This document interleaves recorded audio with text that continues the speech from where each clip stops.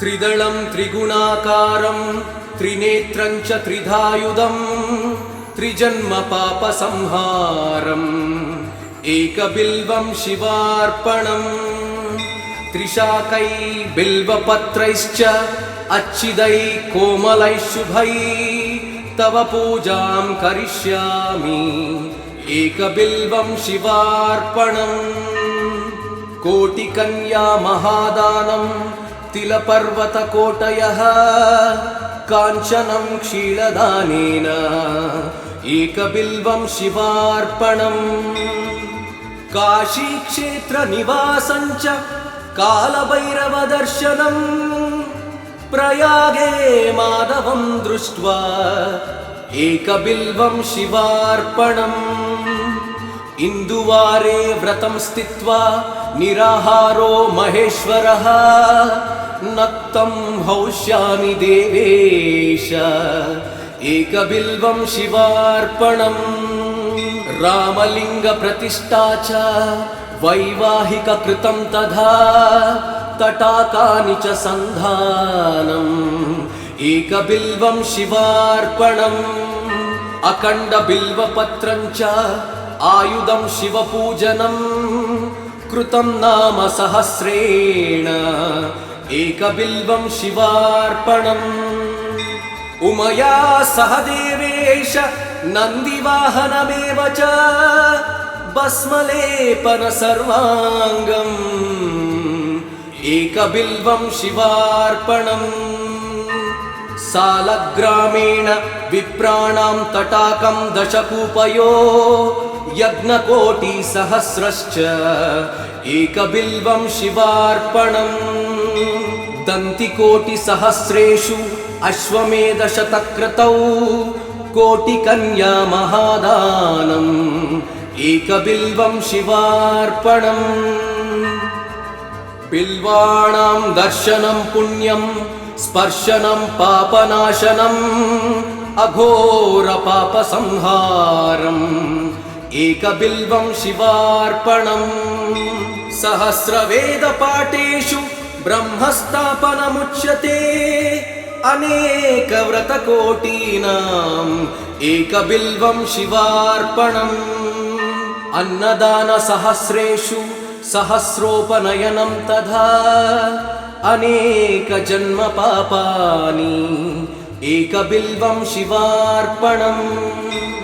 बिल्वाष्टकमिदं पुण्यं यः पठेत् शिवसन्निधौ शिवलोकमवाप्नोति एकबिल्वं शिवार्पणम्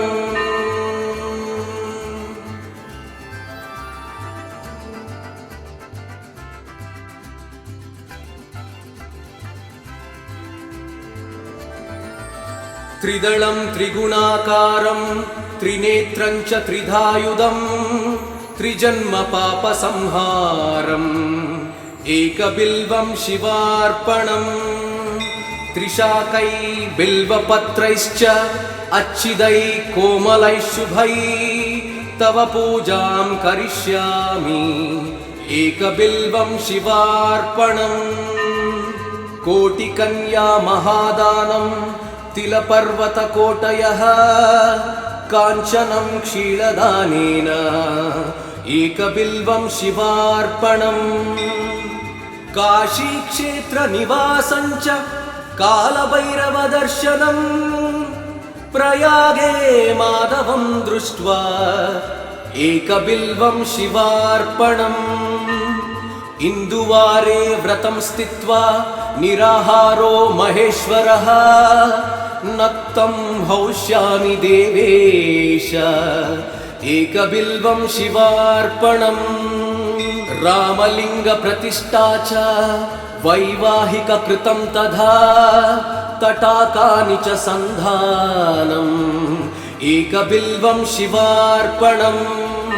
अखण्डबिल्वपत्रं च आयुधं शिवपूजनं कृतं नाम सहस्रेण एकबिल्वं शिवार्पणम्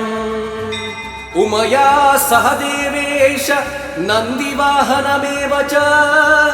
भस्मलेपन सर्वाङ्गम् एकबिल्वं शिवार्पणम् सालग्रामेण विप्राणां तटाकं दशकूपयो यज्ञकोटिसहस्रश्च एकबिल्वं शिवार्पणम् दन्तिकोटिसहस्रेषु अश्वमेधशतक्रतौ कोटिकन्या महादानम् एकबिल्वं शिवार्पणम् बिल्वाणां दर्शनं पुण्यं स्पर्शनं पापनाशनम् अघोरपापसंहारम् एकबिल्वं शिवार्पणम् सहस्रवेदपाठेषु ब्रह्मस्थापनमुच्यते अनेकव्रतकोटीनाम् एकबिल्वं शिवार्पणम् अन्नदानसहस्रेषु सहस्रोपनयनं तथा अनेकजन्मपापानि एकबिल्वं शिवार्पणम् बिल्वाष्टकमिदं पुण्यं यः पठेत् शिवसन्निधौ शिवलोकमवाप्नोति एकबिल्वं शिवार्पणम्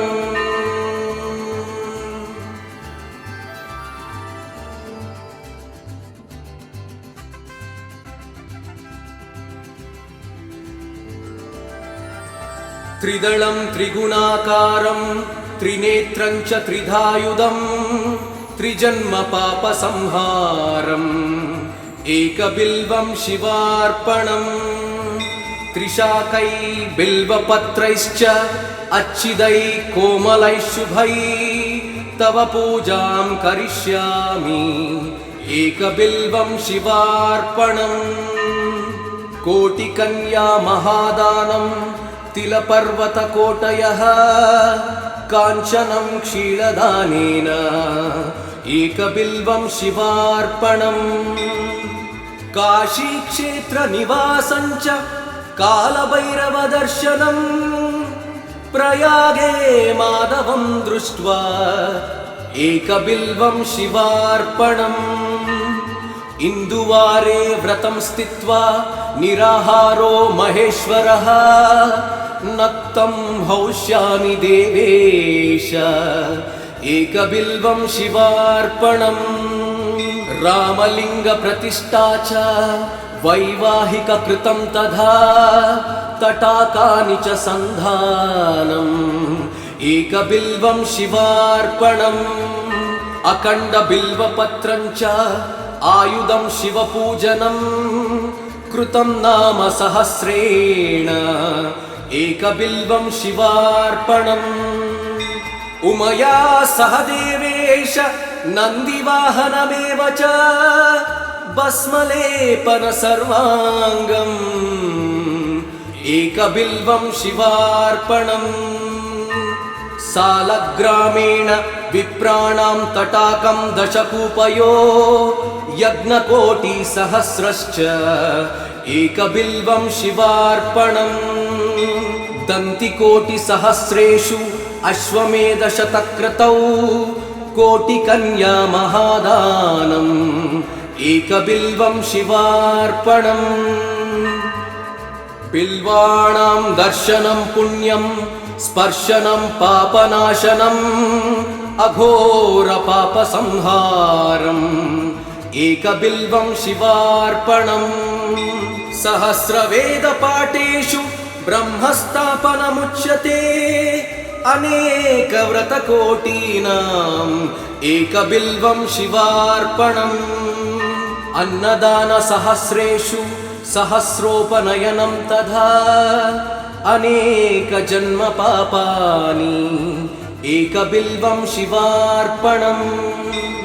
बिल्वाष्टकमिदं पुण्यं यः पठेत् शिवसन्निधौ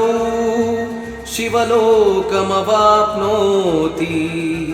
एकबिल्वं शिवार्पणम्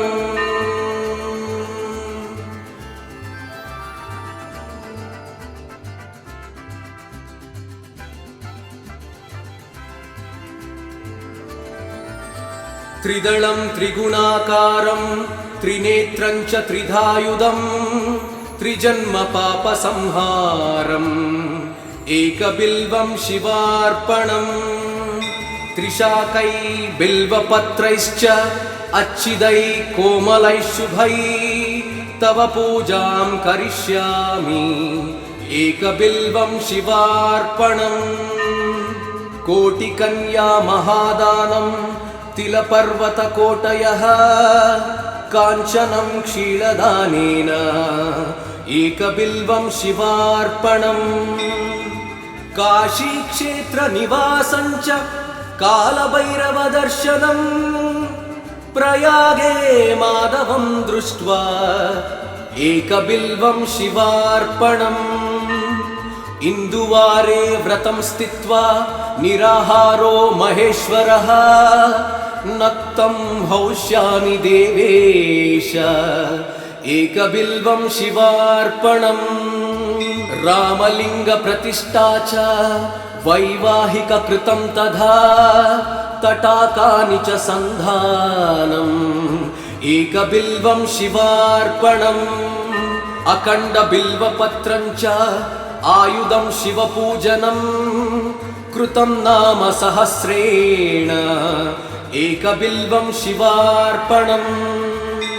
उमया सह देवेश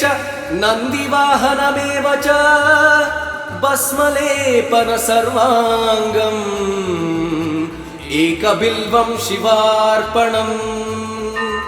सालग्रामेण विप्राणां तटाकं दशकूपयो यज्ञकोटिसहस्रश्च एकबिल्वं शिवार्पणम् दन्तिकोटिसहस्रेषु अश्वमेधशतक्रतौ कोटिकन्या महादानम् एकबिल्वं शिवार्पणम् बिल्वाणां दर्शनं पुण्यं स्पर्शनं पापनाशनम् अघोरपापसंहारम् एकबिल्वं शिवार्पणम् सहस्रवेदपाठेषु ब्रह्मस्थापनमुच्यते अनेकव्रतकोटीनाम् एकबिल्वं शिवार्पणम् अन्नदानसहस्रेषु सहस्रोपनयनं तथा अनेकजन्मपापानि एकबिल्वं शिवार्पणम् बिल्वाष्टकमिदं पुण्यं यः पठेत् शिवसन्निधौ शिवलोकमवाप्नोति एकबिल्वं शिवार्पणम्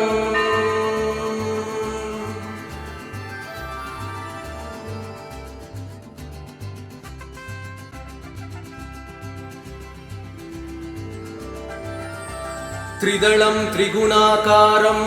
त्रिनेत्रं च त्रिधायुधं त्रिजन्मपापसंहारम् एकबिल्वं शिवार्पणम् त्रिशाकै बिल्वपत्रैश्च अच्छिदै कोमलैः शुभै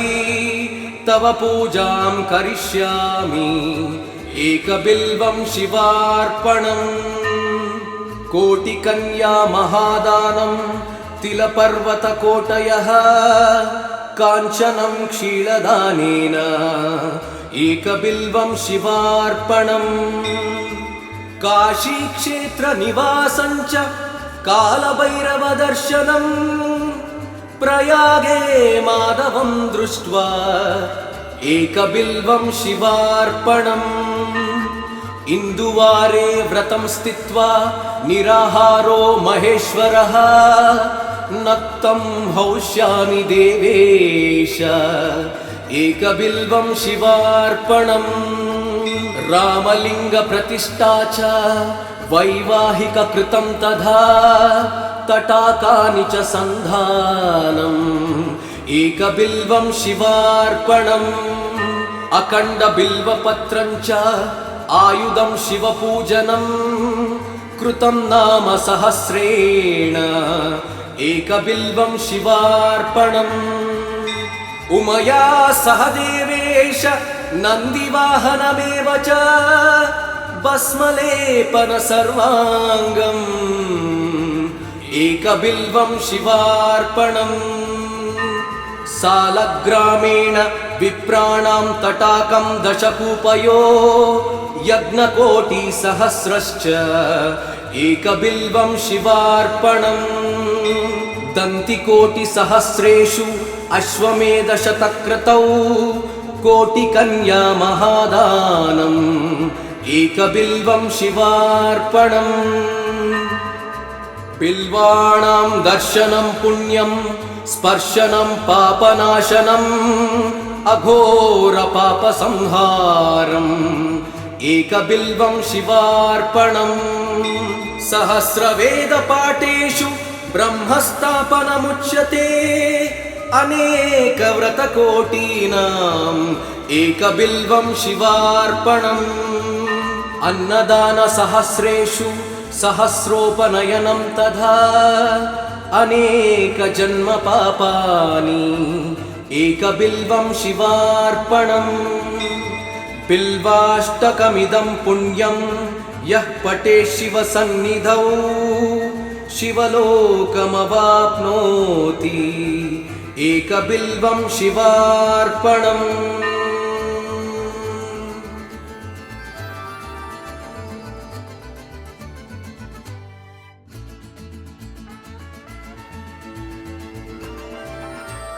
त्रिदलं त्रिगुणाकारं त्रिनेत्रं च त्रिधायुधं त्रिजन्मपापसंहारम् एकबिल्वं शिवार्पणम् त्रिशाकै बिल्वपत्रैश्च अच्छिदै कोमलैः शुभै तव पूजां करिष्यामि एकबिल्वं शिवार्पणम् कोटिकन्या महादानं तिलपर्वतकोटयः काञ्चनं क्षीरदानेन एकबिल्वं शिवार्पणम् काशीक्षेत्रनिवासं च कालभैरवदर्शनम् प्रयागे माधवं दृष्ट्वा एकबिल्वं शिवार्पणम् इन्दुवारे व्रतं स्थित्वा निराहारो महेश्वरः नक्तं हौष्यामि देवेश एकबिल्वं शिवार्पणम् रामलिङ्गप्रतिष्ठा च वैवाहिककृतं तथा तटाकानि च सन्धानम् एकबिल्वं शिवार्पणम् अखण्डबिल्वपत्रं च आयुधं शिवपूजनं कृतं नाम सहस्रेण एकबिल्वं शिवार्पणम् उमया सह देवेश नन्दिवाहनमेव च भस्मलेपन सर्वाङ्गम् एकबिल्वं शिवार्पणम् सालग्रामेण विप्राणां तटाकं दशकूपयो यज्ञकोटिसहस्रश्च एकबिल्वं शिवार्पणम् दन्तिकोटिसहस्रेषु अश्वमेधशतक्रतौ कोटिकन्या महादानम्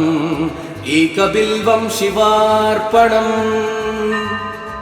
बिल्वाणां दर्शनं पुण्यं स्पर्शनं पापनाशनम् अघोरपापसंहारम् एकबिल्वं शिवार्पणम् सहस्रवेदपाठेषु ब्रह्मस्थापनमुच्यते अनेकव्रतकोटीनाम् एकबिल्वं शिवार्पणम् अन्नदानसहस्रेषु सहस्रोपनयनं तथा अनेकजन्मपापानि एकबिल्वं शिवार्पणम्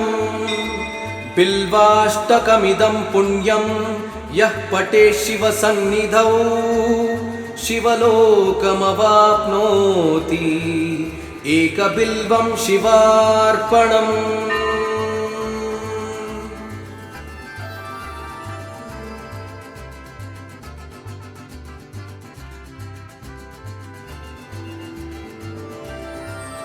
त्रिदलं त्रिगुणाकारं त्रिनेत्रं च त्रिधायुधं त्रिजन्मपापसंहारम् एकबिल्वं शिवार्पणम् त्रिशाकै बिल्वपत्रैश्च अच्छिदै कोमलैः शुभै तव पूजां करिष्यामि एकबिल्वं शिवार्पणम् कोटिकन्या महादानं तिलपर्वतकोटयः काञ्चनं क्षीरदानेन एकबिल्वं शिवार्पणम् काशीक्षेत्रनिवासं च कालभैरवदर्शनम् प्रयागे माधवं दृष्ट्वा एकबिल्वं शिवार्पणम् इन्दुवारे व्रतं स्थित्वा निराहारो महेश्वरः नक्तं हौष्यामि देवेश एकबिल्वं शिवार्पणम् रामलिङ्गप्रतिष्ठा च वैवाहिककृतं तथा तटाकानि च सन्धानम् एकबिल्वं शिवार्पणम् अखण्डबिल्वपत्रं च आयुधं शिवपूजनं कृतं नाम सहस्रेण एकबिल्वं शिवार्पणम् उमया सह देवेश नन्दिवाहनमेव च भस्मलेपन सर्वाङ्गम् एकबिल्वं शिवार्पणम्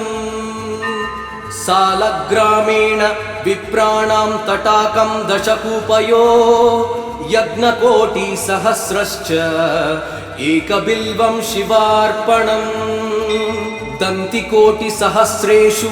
अश्वमेधशतक्रतौ कोटिकन्या महादानम् एकबिल्वं शिवार्पणम् बिल्वाणां दर्शनं पुण्यं स्पर्शनं पापनाशनम् अघोरपापसंहारम् एकबिल्वं शिवार्पणम् सहस्रवेदपाठेषु ब्रह्मस्थापनमुच्यते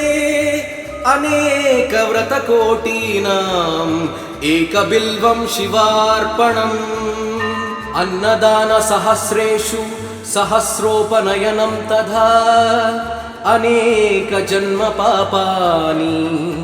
एकबिल्वं शिवार्पणम् बिल्वाष्टकमिदं पुण्यं यः पठेत् शिवसन्निधौ शिवलोकमवाप्नोति एकबिल्वं शिवार्पणम्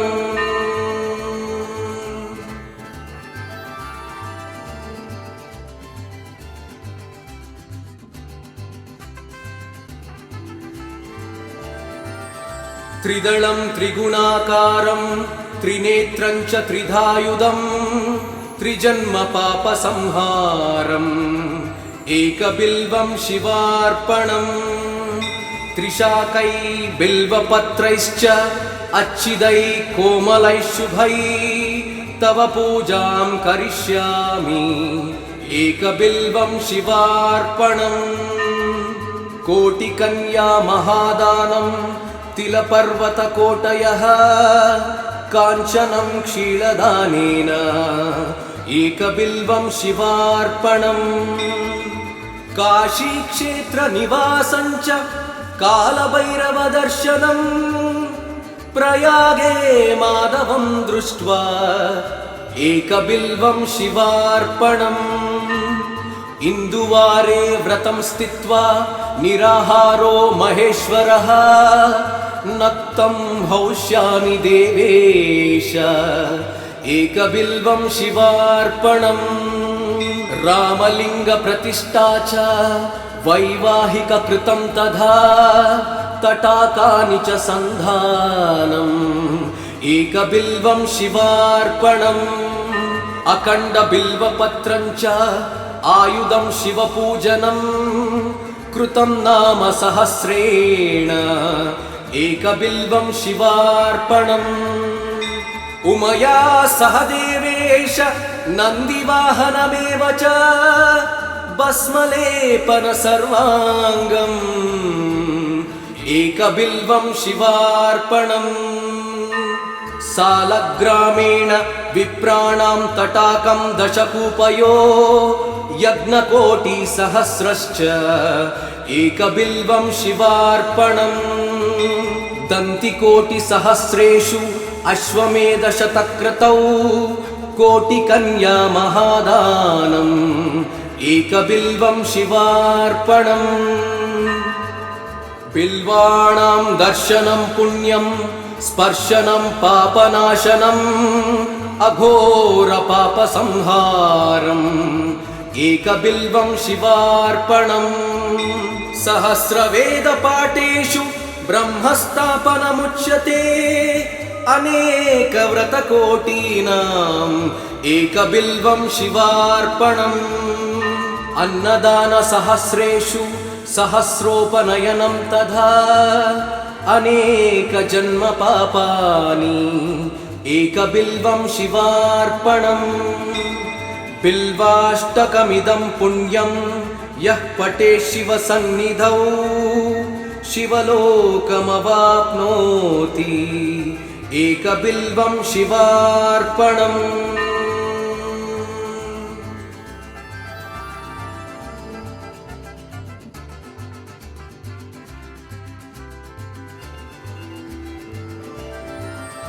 त्रिदलं त्रिगुणाकारं त्रिनेत्रं च त्रिधायुधं त्रिजन्मपापसंहारम् एकबिल्वं शिवार्पणम् त्रिशाकै बिल्वपत्रैश्च अच्छिदै कोमलैः शुभै तव पूजां करिष्यामि एकबिल्वं शिवार्पणम् कोटिकन्या महादानं तिलपर्वतकोटयः काञ्चनं क्षीरदानेन एकबिल्वं शिवार्पणम् काशीक्षेत्रनिवासं च कालभैरवदर्शनम् प्रयागे माधवं दृष्ट्वा एकबिल्वं शिवार्पणम् इन्दुवारे व्रतं स्थित्वा निराहारो महेश्वरः नक्तं हौष्यामि देवेश एकबिल्वं शिवार्पणम् रामलिङ्गप्रतिष्ठा च वैवाहिककृतं तथा तटाकानि च सन्धानम् एकबिल्वं शिवार्पणम्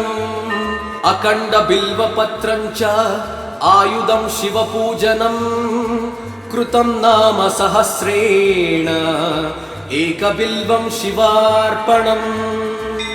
उमया सह देवेश नन्दिवाहनमेव च भस्मलेपन सर्वाङ्गम् एकबिल्वं शिवार्पणम् सालग्रामेण विप्राणां तटाकं दशकूपयो यज्ञकोटिसहस्रश्च एकबिल्वं शिवार्पणम् दन्तिकोटिसहस्रेषु अश्वमेधशतक्रतौ कोटिकन्या महादानम् एकबिल्वं शिवार्पणम् बिल्वाणां दर्शनं पुण्यं स्पर्शनं पापनाशनम् अघोरपापसंहारम् एकबिल्वं शिवार्पणम् सहस्रवेदपाठेषु ब्रह्मस्थापनमुच्यते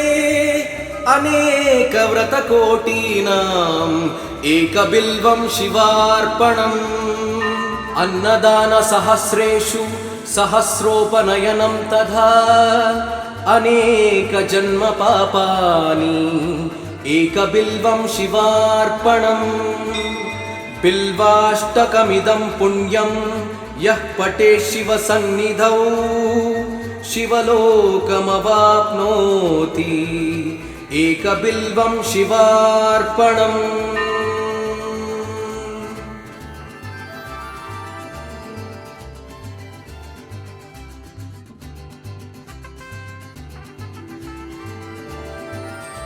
त्रिदलं त्रिगुणाकारं त्रिनेत्रं च त्रिधायुधं त्रिजन्मपापसंहारम् एकबिल्वं शिवार्पणम् त्रिशाकै बिल्वपत्रैश्च अच्छिदै कोमलै शुभै तव पूजां करिष्यामि एकबिल्वं शिवार्पणम्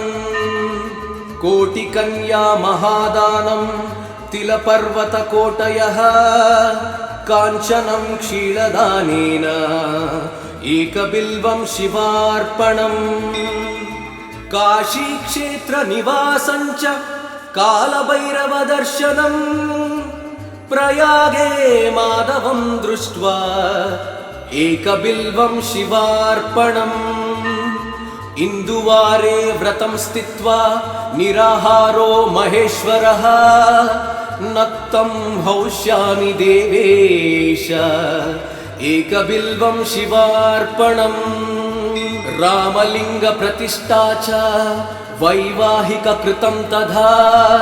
तटाकानि च सन्धानम् एकबिल्वं शिवार्पणम् अखण्डबिल्वपत्रं च आयुधं शिवपूजनं कृतं नाम सहस्रेण एकबिल्वं शिवार्पणम् उमया सह देवेश नन्दिवाहनमेव च भस्मलेपन सर्वाङ्गम् एकबिल्वं शिवार्पणम् सालग्रामेण विप्राणां तटाकं दशकूपयो यज्ञकोटिसहस्रश्च एकबिल्वं शिवार्पणम् दन्तिकोटिसहस्रेषु अश्वमेधशतक्रतौ कोटिकन्या महादानम् एकबिल्वं शिवार्पणम् बिल्वाणां दर्शनं पुण्यं स्पर्शनं पापनाशनम् अघोरपापसंहारम् एकबिल्वं शिवार्पणम् सहस्रवेदपाठेषु ब्रह्मस्थापनमुच्यते अनेकव्रतकोटीनाम् एकबिल्वं शिवार्पणम् अन्नदानसहस्रेषु सहस्रोपनयनं तथा अनेकजन्मपापानि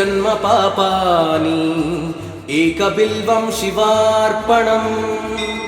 बिल्वाष्टकमिदं पुण्यं यः पठेत् शिवसन्निधौ शिवलोकमवाप्नोति एकबिल्वं शिवार्पणम्